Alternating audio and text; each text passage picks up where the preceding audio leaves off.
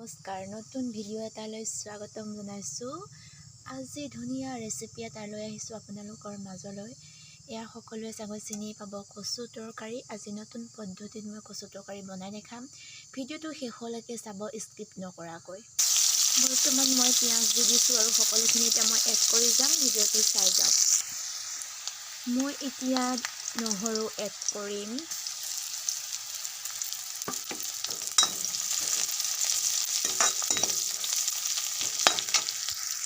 মই বিলাহী কাটি থৈছোঁ। বিলাহী আৰু মাছ সকলোখিনি ধুনীয়াকৈ যোগাৰ কৰি থৈছোঁ আৰু এতিয়া মই তেলত সকলোখিনি দি দিম। ধুনীয়াকৈ মই তেলতে দি দিলোঁ বিলাহী আৰু কচু তৰকাৰী খাব লাগে, স্বাস্থ্যৰ কাৰণে বহুত ভাল। সেইবাবে কচু তৰকাৰী ধুনীয়াকৈ আজি বনালোঁ আৰু বহুত খাব মন গৈ আছিলে। ধুনীয়াকৈ বিচাৰি আনিলোঁ, কচু চলি আনিছোঁগৈ আৰু ধুনীয়াকৈ ভাতৰ লগত খাম পুৰা ধুনীয়াকৈ। মই এতিয়া মাছ দি দিছোঁ, সকলোৱে বনাই খাব আৰু খাবলৈ মোৰ কিন্তু বহুত ভাল লাগে। কচু তৰকাৰী বুলি ক'লে ভাত কেইটামান সৰহকৈহে যায়, ইমান ভাল লাগে। আৰু জ্বলা টেঙা সকলোখিনিয়ে দিয়া হ'ব। ৰ'ব আপোনালোককতো মই বস্তু এটা চিনাকি দিয়া নাই। এই বস্তুটো চিনি চাগৈ পাইছেনে নাই মই নাজানো, কিন্তু মই ফাৰ্ষ্ট যেতিয়া বিয়া হৈছোঁ এই বস্তুটো মই ইয়াতহে চিনি পাইছোঁ। এই বস্তুটো হৈছে জাব্ৰাং আৰু এই জাব্ৰাং গুটিটো খুব জ্বলা লাগে আৰু মই এই জাব্ৰাংটো এতিয়া তেলত দি দিম। কচু তৰকাৰীত এই জাব্ৰাংটো দিলে খাবলৈ বৰ সোৱাদ হয়, সেইবাবে মই ধুনীয়াকৈ সৰহকৈ দিছোঁ। কাৰণ কিয়, কচু তৰকাৰীখনত যেতিয়া খোৱা হয় জ্বলা ভাতটো মুখত লাগি গ'লেহে ভাল লাগে।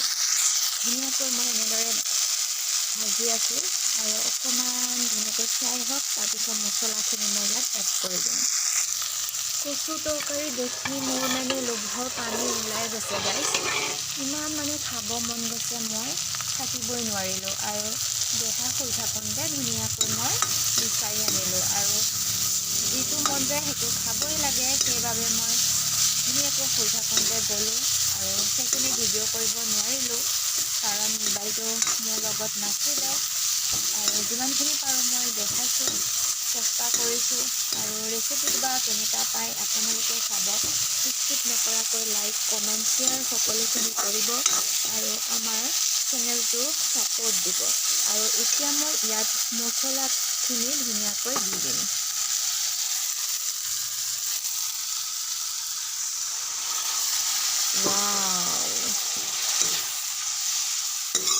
ধুনীয়াকৈ মই দি দিলোঁ। আজি মই নতুন পদ্ধতিত বনাইছোঁ কাৰণ মই এনেদৰে বনোৱা নাছিলোঁ আৰু আজি বনাই চাওঁ কেনেকুৱা লাগে, খাই চাম আৰু খাই পেলাই আপোনালোকক জনাম কেনেকুৱা লাগিছে।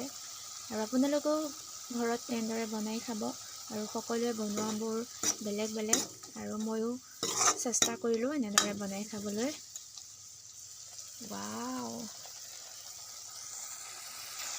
গোন্ধ পুৰা নাকতে ধৰি গৈছে আৰু পুৰা নাকটো পুৰি গৈছে। ইমানেই জলকীয়া দিছোঁ আৰু যাতে জিভাৰ পানী ওলাই যাওক আৰু এনেকুৱা জলকীয়া দিছোঁ। আৰু মানুহজনে খুব জ্বলা খাই বেয়া পায় আৰু কৈছে দেই জ্বলা বেছিকৈ নিদিবি, কিন্তু মই জ্বলা নহ'লে খাবই নোৱাৰোঁ। মোৰ লগতে তেওঁকো খুৱাই দিওঁ আৰু ধুনীয়াকৈ মই এতিয়া কচু তৰকাৰীখিনি কেৰাহীত ঢালি দিলোঁ আৰু চাওক মোৰ কচু তৰকাৰী এতিয়া হৈয়ে যাব আৰু অলৰেডি বইল কৰি থোৱাই আছে আৰু ধুনীয়াকৈ এতিয়া উতলিব লাগিব, কালাৰ বেলেগ হৈ যাব। চাই যাওক আপোনালোকে ভিডিঅ'টো ধুনীয়াকৈ আৰু আপোনালোকো চাগে খাওঁই লাগিব। ইমান টেষ্টিকৈ মই বনাইছোঁ আজি, কি হয় বাৰু নেজানো, নিজে খাই চালেহে গম পাম আৰু হয়নে। আহিব আমাৰ ঘৰত, আপোনালোককো বনাই খুৱাম দেই ফ্ৰেণ্ডছ। সোনকালে হৈ যাওক বুলি জুইটো পুৰা ববকে দি দিছোঁ আৰু ৰ'বই পৰা নাই। কচু তৰকাৰী আৰু কচু তৰকাৰী ইমানেই ভাল পাওঁ আৰু মই খাই ক'ত ৰ'ব পাৰিম। উতলি যোৱা, সোনকালে হৈ যোৱা আৰু হৈ যোৱা আৰু ঢাকোনখন মাৰি দিওঁ আৰু সোনকালে হওক আৰু ধুনীয়াকৈ ঢাকোনখন মাৰি দিলোঁ। তাৰপিছত চাই যাওকচোন আপোনালোকে কেনেকুৱা কালাৰ হয় কচু তৰকাৰী।